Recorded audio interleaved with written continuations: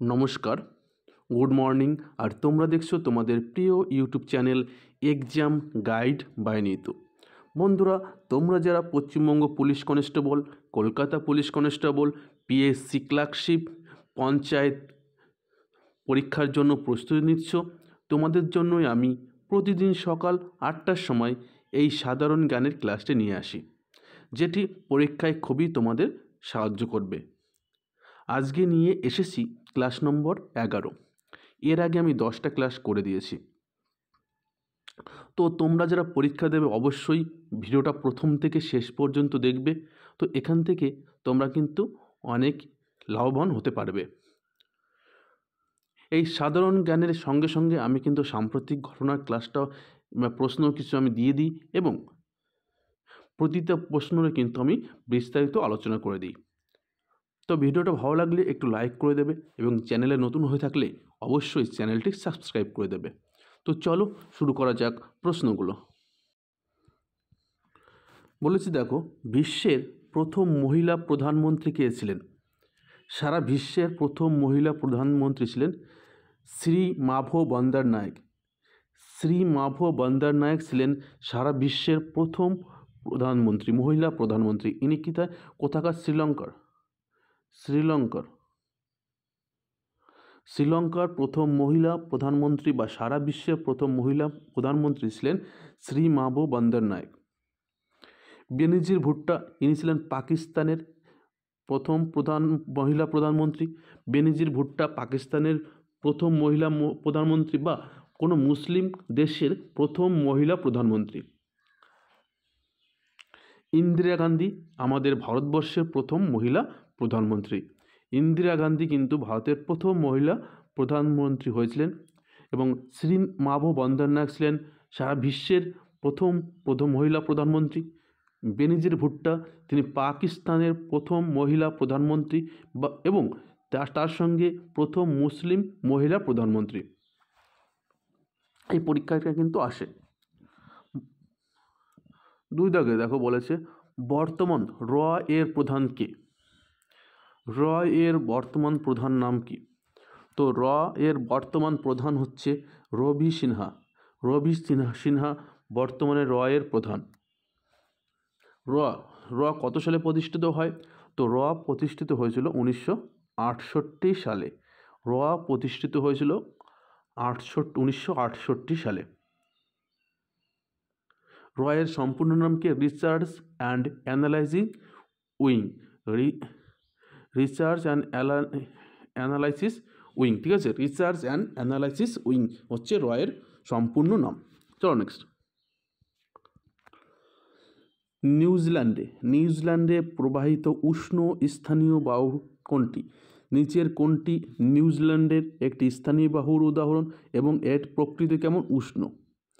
তো নিউজিল্যান্ডের প্রবাহিত উষ্ণ স্থানীয় বায়ু হলো নরওয়েস্টার। এটি নিউজিল্যান্ডের বায়ু প্রবাহ, এটি স্থানীয় বায়ুর উদাহরণ এবং এটি প্রকৃতি কেমন? উষ্ণ। কালবৈশাখী কিন্তু ভারতে হয়, এটা পশ্চিমবঙ্গ, অসম, উড়িষ্যা রাজ্যে কিন্তু হয়।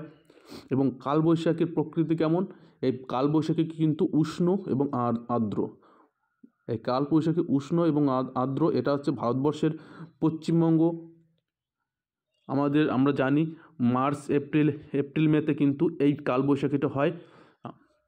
এটা পশ্চিমবঙ্গ, অসম এবং উড়িষ্যা রাজ্যে কিন্তু হয়। চিনুককে কি বলা হয়? চিনুককে বলা হয় তুষারভক্ষক। তুষারভক্ষক। এটাকে কোথায় পাওয়া যায়, দেখতে পাওয়া যায়? এটা কিন্তু রকি পার্বত্য অঞ্চল, উত্তর আমেরিকার রকি পার্বত্য অঞ্চলে কিন্তু এই চিনুক বায়ু প্রবাহিত হয়।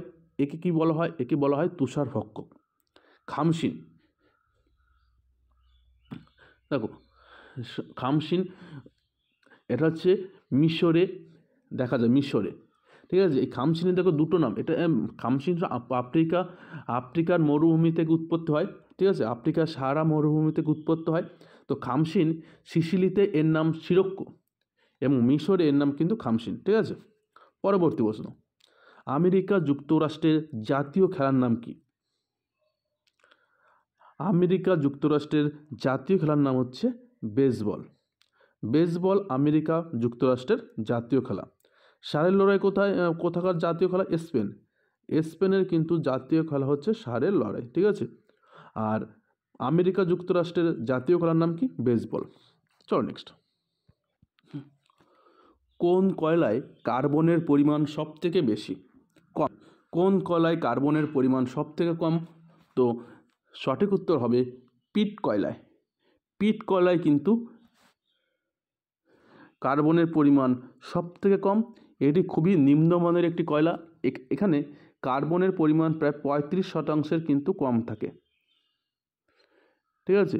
35% কম থাকে। এটা কিন্তু অত্যন্ত নিম্নমানের কয়লা। আর সবচেয়ে উৎকৃষ্ট মানের কয়লা হচ্ছে অ্যান্থ্রাসাইট। অ্যান্থ্রাসাইট সবথেকে উৎকৃষ্ট মানের কয়লা। এখানে প্রায় 94% কিন্তু কী থাকে? কার্বন থাকে। বিটুমিনাসে থাকে 88.4%। 88.4%। এটি রান্নার কাজে ব্যবহৃত হয়। আমরা যে বাড়িঘরে যে রান্নার জন্য যে কয়লা ব্যবহার করা হয়, সেটা কিন্তু বিটুমিনাস কয়লায় কিন্তু ব্যবহার করা হয়। লিগনাইটে কার্বনের পরিমাণ হচ্ছে 67%। প্রায় 67% লিগনাইটে কার্বনের পরিমাণ। পরবর্তী প্রশ্ন, কুকুর ও বিড়াল অল্প আলোতেও ভালো দেখতে পায়, এর কারণ কি? কুকুর এবং বিড়াল অল্প আলোতেও ভালো দেখতে পায়, এর কারণ কি? এদের চোখে কিন্তু রড কোষের সংখ্যা বেশি। রড কোষের সংখ্যা বেশি থাকার জন্য কুকুর কিন্তু অল্প আলোতেও কিন্তু দেখতে পায়। চলো নেক্সট। 2023 সালে গ্রিস সরকারের পক্ষ থেকে কোন ভারতীয়কে grand cross of the order of honour এই সম্মান প্রদান করেছে? তো 2023 সালে প্রধানমন্ত্রী নরেন্দ্র মোদীকে গ্রিস সরকার থেকে grand cross of the order of honour এই সম্মান প্রদান করেছে। ভারতের মূল সংবিধানে কতগুলি ধারা ছিল? দেখুন, ভারতীয় সংবিধান যখন মূল সংবিধান যেটা হচ্ছে 1950 সালের 26শে জানুয়ারি যখন সংবিধান কার্যকর হয়েছিল, তখন ভারতের মোট কতগুলো ধারা ছিল? তো তখন কিন্তু 395টি ধারা ছিল। তার পরবর্তীতে বিভিন্ন সংশোধনী এবং নতুন ধারা কিন্তু যুক্ত হয়েছে। বর্তমানে কিন্তু 448টা কিন্তু ধারা রয়েছে। তো মূল সংবিধানে কয়টা ধারা ছিল? তো মূল সংবিধানে 395টি ধারা এবং 8টি তপশিল ছিল। বর্তমানে যেটি তপশিলটা 8 থেকে কত বেড়ে গেছে? 12 হয়ে গেছে। আর ধারা 395 থেকে কিন্তু বর্তমানে 448টা কিন্তু ধারা রয়েছে। চলো নেক্সট। ভারতে নৌবিদ্রোহ কবে হয়েছিল? এই নৌবিদ্রোহ হয়েছিল তলোয়ার নামক জাহাজে। রয়্যাল ইন্ডিয়ান নেভি, ঠিক আছে। তো তলোয়ার নামক জাহাজে কিন্তু এই নৌবিদ্রোহ প্রথম শুরু হয়েছিল। এটি কত সালে হয়েছিল? এটি হয়েছিল 1946 সালে। ভারতে নৌবিদ্রোহ হয়েছিল 1946 সালে তলোয়ার নামক জাহাজে। পরবর্তী প্রশ্ন, নিম্নলিখিত কোনটি সুরেন্দ্রনাথ ব্যানার্জির সম্পাদিত সংবাদপত্র?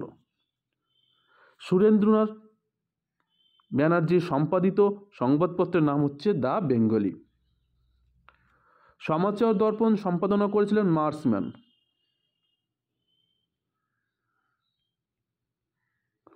সম্বাদ কৌমুদী রাজা রামমোহন রায়। সম্বাদ কৌমুদী রাজা রামমোহন রায়। সংবাদ প্রভাকর ঈশ্বর গুপ্ত।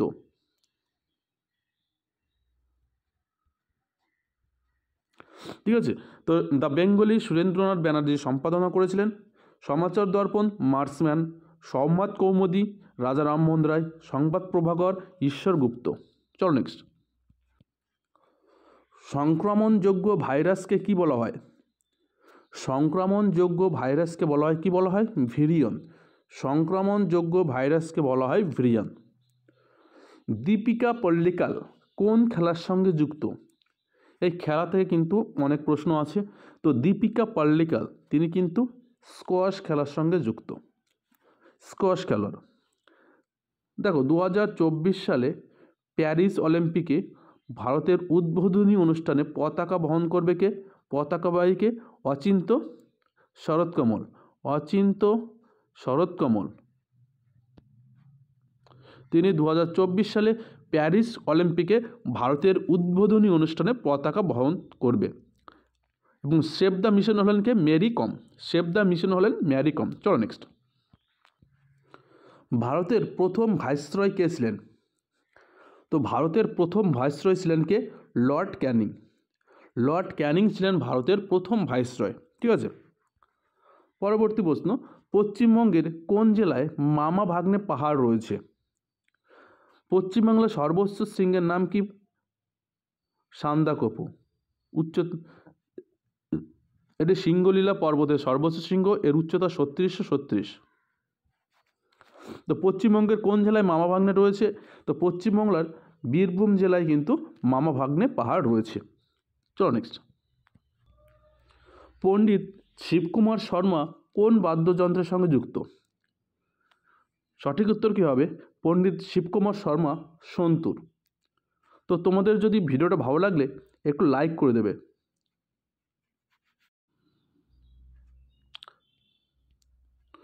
কোন বাঙালি সাহিত্যিকের ছদ্মনাম ছিল শ্রীপান্থ? শ্রীপান্থ কোন বাঙালি সাহিত্যিকের ছদ্মনাম ছিল? তো সঠিক উত্তর হবে নিখিল সরকার। নিখিল সরকার তিনি একজন বাঙালি সাহিত্যিক যার ছদ্মনাম ছিল শ্রীপান্থ। পরবর্তী প্রশ্ন, বাল্মীকি জাতীয় উদ্যান কোন রাজ্যে অবস্থিত? তো বাল্মীকি জাতীয় উদ্যান বিহারে অবস্থিত। বাল্মীকি জাতীয় উদ্যান কোথায় অবস্থিত? বিহার। চলো নেক্সট। কাকে দার্শনিকের উল বলা হয়? তো দার্শনিকের উল বলা হয় জিঙ্ক অক্সাইড। জিঙ্ক অক্সাইডকে বলা হয় দার্শনিকের উল। তো জিঙ্ক অক্সাইডের সংকেত কি? অবশ্যই আমাকে কমেন্ট করে বলবে। জিঙ্ক অক্সাইডের সংকেত কি? অবশ্যই আমাকে কমেন্ট করে বলবে, যাকে বলা হয় দার্শনিকের উল। ভারত যখন স্বাধীনতা লাভ করেছিল তখন ব্রিটিশ প্রধানমন্ত্রী কে ছিলেন? তো সঠিক উত্তর হবে ক্লিমেন্ট অ্যাটলি। তিনি লেবার পার্টির কিন্তু সদস্য ছিলেন। ভারত যখন স্বাধীনতা লাভ করেছিল তখন ব্রিটিশ প্রধানমন্ত্রী ছিল ক্লিমেন্ট অ্যাটলি। এই ক্লিমেন্ট অ্যাটলি কিন্তু সাইমন কমিশনের সদস্য ছিলেন। এরকম প্রশ্ন আছে, কোন প্রধানমন্ত্রী যিনি সাইমন কমিশনের সদস্য ছিলেন? তিনি হবেন ক্লিমেন্ট অ্যাটলি। চলো নেক্সট। নিম্নলিখিত কোনটি পশ্চিম বাহিনী নদীর উদাহরণ? দেখো, মহানদী গঙ্গা এবং গোদাবরী সব পূর্ববাহী নদী, এরা সব বঙ্গোপসাগরে পড়েছে। আর নর্মদা নদী কিন্তু পশ্চিম বাহিনীর নদী, এরা কিন্তু সব আরব সাগরে পড়েছে। ঠিক আছে, তো বন্ধুরা ভিডিওটা এই পর্যন্তই। ভিডিওটা ভালো লাগলে একটু লাইক করে দেবে, চ্যানেল নতুন হয়ে থাকলে অবশ্যই চ্যানেলটি সাবস্ক্রাইব করে দেবে।